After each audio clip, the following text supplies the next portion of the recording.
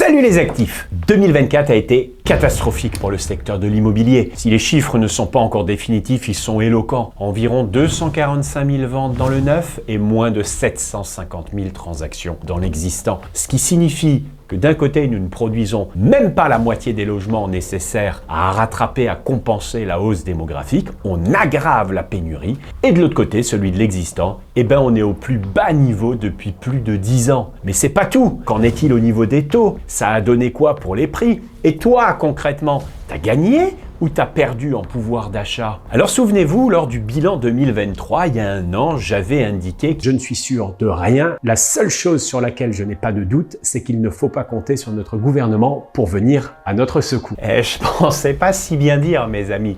Mais en toute humilité, je dois dire que je me suis en fait vautrer. Et oui, c'est clair, ils n'ont pas aidé, c'est évident. Mais ce que je n'avais pas vu venir, c'est qu'ils ont en plus décidé de nous enfoncer. Pour faire un parallèle, c'est un peu comme ce pote que tu as avec toi sur un canoë. Le problème, en fait, c'est pas qu'il pagaille pas. Non, pire, il pagaille en sens inverse, ce con. À la boulette.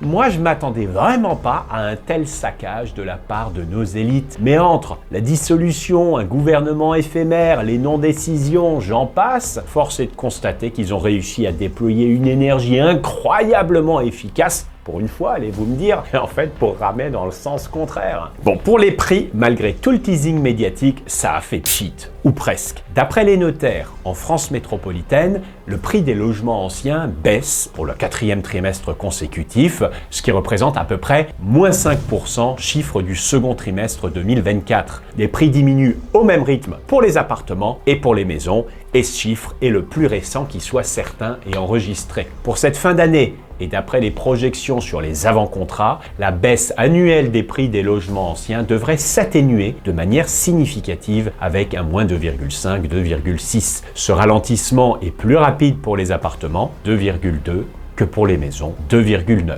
Mais là, on chipote. Au niveau des taux, on avait commencé l'année avec un Euribor à 3,905. Pour rappel, l'Euribor, ce n'est pas un, mais 5 taux d'intérêt qui sont utilisés par les banques pour calculer le taux des livrets bancaires, le taux des comptes à terme, le taux pour les emprunts. Bref, on finit l'année avec plus d'un point de gain.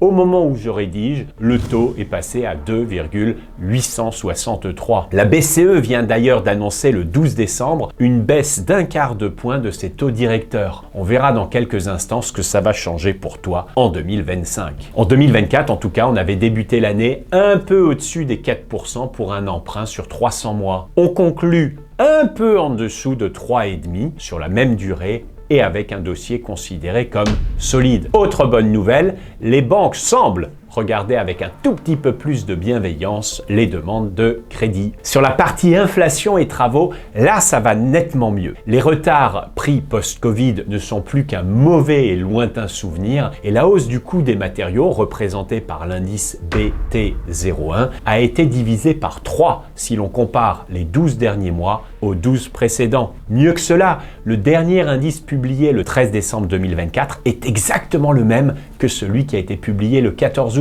soit 4 mois plus tôt et sans inflation. Mais avant de s'attaquer à ce qui va se passer en 2025, un dernier point est positif s'il te plaît, il n'y a pas eu de nouvelles grosses normes durant cet exercice, ce qui a permis de ne pas renchérir encore davantage les coûts de construction. Alors, à quoi s'attendre pour 2025? Quel comportement tu devras avoir? Commençons par ce qui est certain.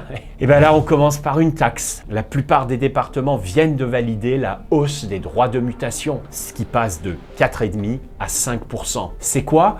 Écoute, si tu achètes, allez, mettons un appartement à 300 000 €, on paye ce que tu appelles des frais de notaire. Ça regroupe les taxes et les honoraires. Et ce sera dans ce cas 1 500 € de plus à payer. Bingo! Seconde mauvaise nouvelle, surtout pour les promoteurs, la fin du dispositif de défiscalisation appelé Pinel. Si tu n'as pas signé de compromis avant le 31 décembre, c'est mort. Il ne restera plus que le de Normandie qui s'adresse à l'existant et qui, lui, pour le coup, a été prolongé. Ensuite, et sauf énorme retournement de situation, le prêt à taux zéro va revenir en force. Des détails sont encore à régler, comme les plafonds d'opération. Mais concrètement, si tu es primo-accédant, comprends donc par là que tu es actuellement en location, cette aide pourrait représenter jusqu'à 20 000 € de gain de pouvoir d'achat pour ta famille. Pas mal, non? Alors que faire en 2025? C'est vrai que si on se dit que les taux vont baisser un peu et que les prix vont baisser un peu, il serait préférable d'attendre. Et là, je dis que rien n'est moins sûr. Pourquoi? Eh bien, je vais vous le dire. Eh bien, si tu es locataire, il faudra que la baisse conjuguée des taux et des prix soit supérieure au loyer que tu verses. Ça a été extrêmement rare en 2024 et ça devrait encore l'être davantage en 2025. Mais ça, ce n'est qu'une analyse financière. Mon commentaire ne prend pas en compte le côté bénéfice d'usage du nouvel achat. En attendant, vous vous privez peut-être d'une pièce en plus, d'un meilleur confort, mais surtout, vous vous éloignez du moment où votre résidence principale sera payée et vous prenez le risque d'un durcissement des règles de crédit, du pépin de santé et j'en passe. Alors, si de ton côté tu es propriétaire, c'est un peu plus complexe à analyser. Pourquoi? On va le voir tout de suite, mais chassons d'abord un point qui concerne la baisse des prix. En effet, si tu revends ton F3 pour acheter un F4 et que tu espères un F4 qui baisse, par conséquent, ça veut dire que ton F3 que tu vas vendre, il va se dévaloriser aussi. Tu gagneras donc juste sur l'écart de prix entre les deux en cas de baisse. Ouais, c'est pas faux.